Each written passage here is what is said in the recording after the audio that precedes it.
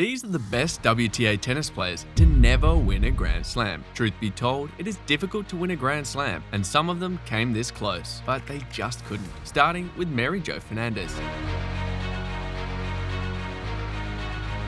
Fernandez's story was more like being at the wrong place at the wrong time. She was a fantastic junior, an elegant, steady baseliner whose main problem was arriving on the scene almost the same time as tennis greats like Steffi Graf and Monica Seles were ripping up the WTA tour, sharing all of the major titles. Luckily for her, she reached 3 Grand Slam finals, but was defeated twice by Graf and once by Seles. I mean, nobody is touching Graf and Seles in a final, except they play out each other. In Mary's career, she won 7 singles titles and 17 doubles titles. Unfortunately, a Grand Slam was not one of them, which is not surprising because she made this list. But what is surprising is Pam Shriver making this list. That one blew my mind.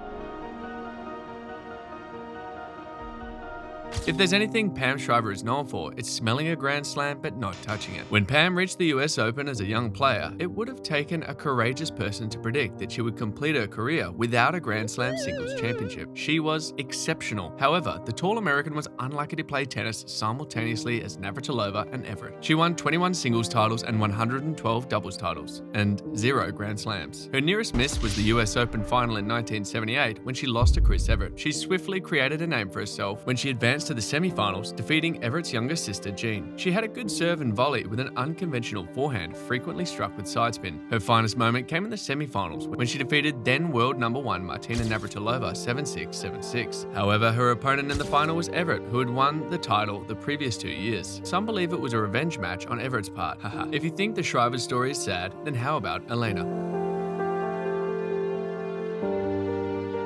Elena Dementiva was a fantastic athlete with a brilliant backhand, a steady, outstanding baseliner who appeared ready to win many major titles. Imagine the heartbreak when she reached 2 Grand Slam finals in 2004 at Paris and New York, but was defeated by fellow Russians Anastasia Moskina and Svetlana Kuznetsova. Now we all know nothing is more painful than getting to the goal but not delivering the final blow to secure it. Elena, seeded 9th in Paris in 2004, upset Amelie Mauresmo on her route to the maiden Grand Slam final. She headed into the match with Moskina with plenty of optimism, with the two players tied at 4-4 in their previous 8 meetings. But the match developed in the worst way conceivable for Dementiva, as her serve, always a frail aspect of her game, went apart, her ball thrown much too far to the right. She had another chance later that year at the US Open when she reached the final after defeating Amelie Mauresmo and Jennifer Capriati along the way. In the final, she had her opportunities against Kuznetsova, twice leading in the second set, only to sell it off later. Clinching something you've always wanted twice, only to see it gone, is one sob story no one wants to experience. But if you think 2 is bad, how about 3 Grand Slam losses?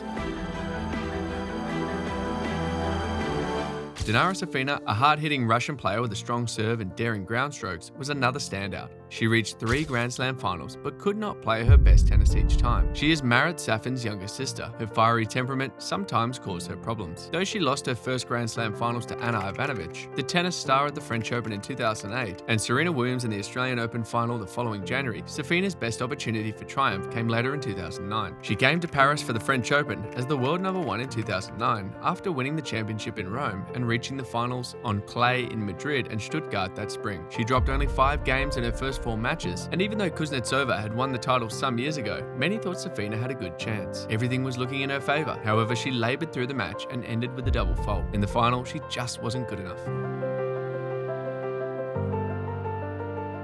Helena Shukova came before Ivan Lendl and Andy Murray. The tall Czech was an excellent serve and volley player, winning 9 Grand Slam doubles titles and completing the career Grand Slam. She came close 4 times like Lendl and Murray, but unlike those 2 tennis stars, she was never able to finish the job in the finals. Shukova came close to winning a Grand Slam championship on the grass at Kooyong in 1984 when she defeated Martina Navratilova in the semi-finals, halting her 74-match winning run and jeopardizing her chances of completing the calendar year Grand Slam. In the final, she faced Chris Evert, her longtime rival. At the time, Everett had won all 8 of their meetings, and the outcome was pretty obvious. Shukova won the first set in a tiebreak, but Everett recovered her stride and outlasted her opponent to win 6-7, 6-1, 6-3. The next person got a pentavalent try and Grand Slams and 0 wins. Agnieszka Radwanska. Agnieszka Radwanska was one of the most entertaining women's tour players. Few thought Radwanska had a chance against the all-powerful Serena Williams at Wimbledon in 2012, but the pole was perhaps at her best on grass, and her slice and dice style gave the Americans something to ponder about. Serena sped through the first set, hammering winners everywhere. Still, Radwanska leveled, and at the start of the third set, the first Polish women's champion appeared a genuine possibility, but Williams returned to win 6-1, 5-7, 6-2. The next player reached number 1 and never won a Grand Slam. That's just shocking and crazy at the same time.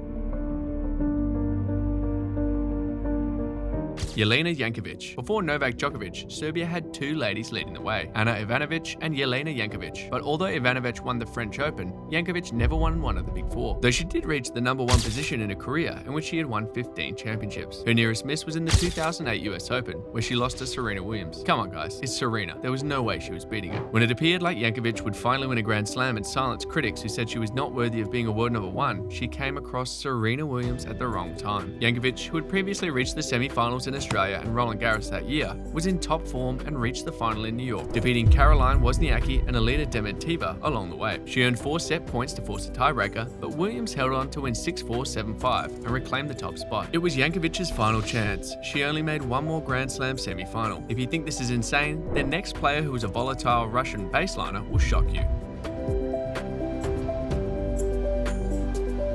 Vera Zvonareva could have won a Grand Slam championship if it hadn't been for some terrible luck with her opponents in the important sets. Serena Williams defeated her in the Wimbledon final in 2010, while Kim Clijsters destroyed her in the US Open final the same year. On the court, Zvonareva was volatile and temperamental, but she was also incredibly resilient, and her backhand was especially beautiful. She won 12 championships in her career and is still active today, even though her days of pursuing Grand Slam titles are long gone. Vera Zvonareva's 2 Grand Slam finals are tough to term near misses because she was comprehensively thrashed in both, first by Williams, then by legendary Clijsters in the US Open. On the other hand, Zvonareva had beaten Clijsters in 3 sets at Wimbledon that year and again in Cincinnati, so she must have thought she had a real chance. But Clijsters swept her off the court with a typically dominant performance to win the tournament for the 3rd time. Rosie Casals will be remembered as one of the original 9, the 9 women who came together in the 1970s to form the WTA Tour. And the American was a terrific player, winning 112 trophies in doubles, including 9 Grand Slams and 3 mixed doubles slams. In singles, she reached the finals of the US Open twice, but she never won the big one. Casals faced the famous Australian Margaret Court in her maiden Grand Slam final, with victory completing the coveted calendar year Grand Slam. Court comfortably took the first set, but Casals battled back to force a decider, only for Margaret to pull away in the 3rd set for a 6-2, 2-6, 6-1 victory and a significant piece of history. And the last person on this list isn't the famous character from Attack on the Titan. Nope, this one is famous for not winning a Grand Slam, which is not exactly surprising. Jaeger would have been one of the youngsters to win a Grand Slam if it hadn't been for Martina Navratilova. She was just 17 when she reached the French Open final at 17, and 18 the following year at Wimbledon when a catastrophic shoulder injury caused her to retire at 19. Clay was Navratilova's least favourite surface, and Jaeger had upset clay court queen Chris Evert in the semi-finals. However, Navratilova cruised to a 7-6, 6-1 triumph, despite Jaeger's claims that Navratilova was receiving illegal coaching from the fans on practically every point. If you enjoyed this video, check out this video on ATP tennis players who never won a Grand Slam.